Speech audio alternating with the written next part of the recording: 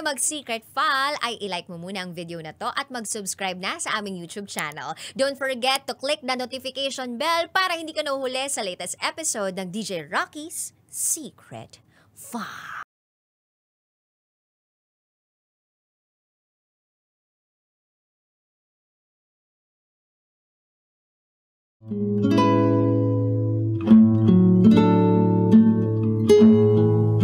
And now, it's time for DJ Rocky's Secret Files.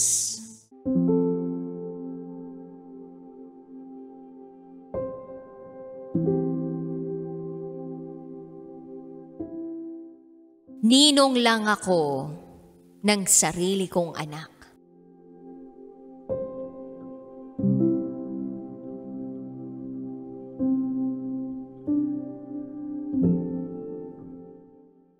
Hi DJ Rocky. Isa akong manager sa isang BPO company. May asawa't anak ako. Pero gaya ng ilang kwento sa programa mo, panalo ang tukso sa kwento kong ito. At natalo ako bilang asawa at ama. Itago mo na lang ako sa pangalang Jack, 40 years old. At ito, ang aking secret file. Bago pa ang lahat, aaminin ko na. Minsan na akong nahuli ni Mrs. Nahuli niya akong may ka-flirt sa email. Kasamahan ko rin yun sa trabaho. Itago natin siya sa pangalang Yvonne. May long-time boyfriend si Yvonne noon. At ako naman ay kasal na. Sa una, biruan lang sa opisina. Tuksuhan kumbaga. Tapos pinag-partner-partner kami ng mga kaopisina namin. Akala mo talaga walang mali siya. Pero kalaunan, lumalim na ang ugnayan namin.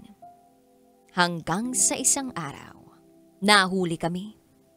Nabasa ng misis ko ang mga palitan namin ng email ni Yvonne sa business account ko. DJ Rocky, hiyang-hiya ako.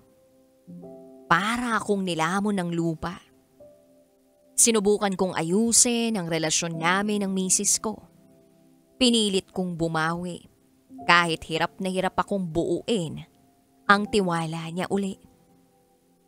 Doon din sa puntong yun, may dumating na isang pagkakataon. Inalok ako ng kumpanya namin na mag-relocate sa isa sa mga Visayas sites. Hindi ako nagdalawang isip. Agad akong pumayag at napapayag ko rin si Mrs. Isang reset, isang bagong simula. Para sa sarili ko, para sa pamilya ko. Pagkarating ko ron, parang ayos naman ang lahat. Na-promote ako bilang manager. Mas lumawak ang mga responsibilidad ko. At mas naging maayos ang takbo ng buhay ko. Ayos. Ayos na sana. Hanggang sa dumating ang isa na namang babae na itago natin sa pangalang Pau. Isa si Pau sa mga naging tauhan ko. Bata, masayahin, masipag. Naging magkaibigan kami. Magkakwentuhan. Magkasabay sa lunch at sabay rin tuwing uwian. Wala akong pinakitang motibo. Ika nga sa amin. Ako si Mr. Nice Guy. Lahat ng mga tao ko, close sa asawa ko. Kaya kampante ako. Pero unti-unti, may nangyari na hindi inaasahan. Oo, DJ Rocky. May nangyari sa amin ni Pau.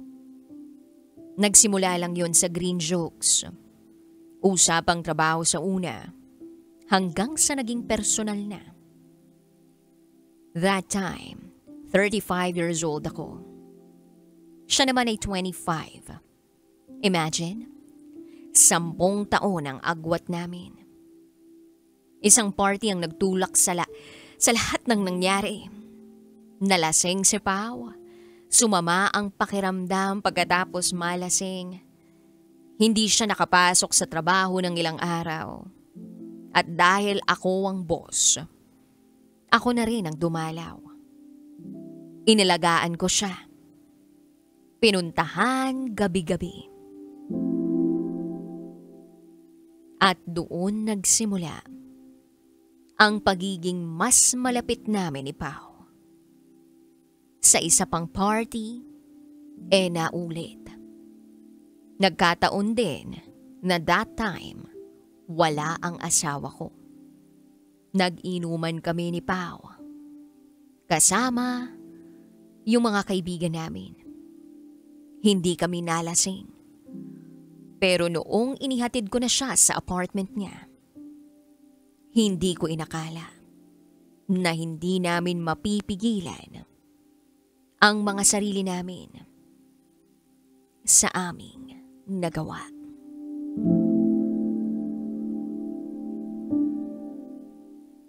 May nangyari sa amin ni Pao.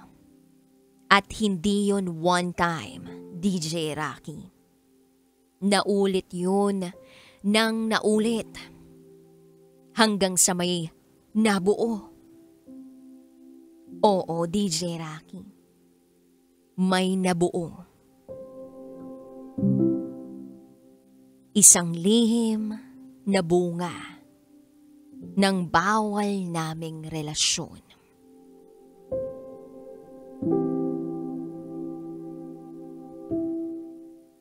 Pinalabas ni Pao na may naka one night stand siya at iniwan siya nung lalaki. Hindi pinanindigan. But in reality, ako ang ama. Sa mata ng mga tao, sa mata ng mundo, hindi. Ibang lalaki. Lahat ng mga kasamahan namin sa trabaho naniwala. Ako rin kunwari ring walang alam sa katotohanan. Kailangan eh. Nung mga naksipaw, naroon ako. Nakaakbay pa sa picture kasama ang ibang office mates. Nakangiti. Pero sa puso ko, may bit-bit akong kahihiyan. Nabinyagan ang anak namin ni Pao. Pero ako? Ninong lang. Oo. Ninong lang ako ng sarili kong anak. Madalas naman silang dumadalaw sa bahay.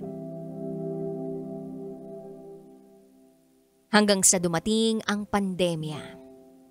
Nagpatupad ng work from home setup ang kumpanya. Pero si Pao, walang kakayahang mag-work from home. At laking gulat ko nang si Mrs. pa mismo ang nagsabing, sa atin na muna sila tumuloy. Sa atin na sinapawat yung baby niya. For the meantime lang naman. DJ Rocky, para akong binagsakan ng mundo nang marinig ko ang misis ko na sabihin yun. Nagkatotoo nga yun. Tumira sila sa bahay ng halos 3 buwan. Kasama ko sa ilalim ng iisang bubong ang asawa ko, ang anak ko sa kasal, at ang anak ko sa kasalanan. Dumating din ang pagkakataon, DJ Rocky, na nakalipat na si Pao. Pinauwi niya yung kapatid niya para may makasama siya at makapag-work from home. Nagpatuloy naman ang buhay namin. Tuloy lang din ang suporta ko sa anak ko kay Pao. Pero nananatili yun na isang lihim. Isang malupit na sikreto.